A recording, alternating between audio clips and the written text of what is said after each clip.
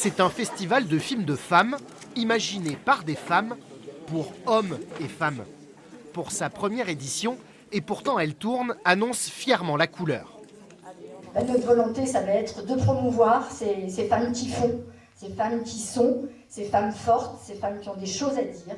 Tout un symbole, le festival s'est ouvert hier soir sur un regard singulier, celui de Shahrbanouz Sadat, cinéaste afghane de 29 ans, qui, sans l'aide de la productrice et actrice française Julie Gaillet, n'aurait pas pu réaliser son dernier film.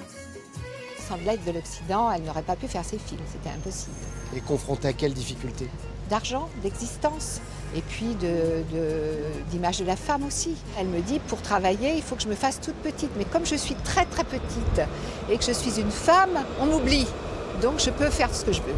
Organisé par plusieurs associations, dont Femmes contre les intégrismes, ce festival propose jusqu'à dimanche une quarantaine de films dans cette tente berbère installée dans la cour du CHRD, mais aussi dans une dizaine de salles de la métropole.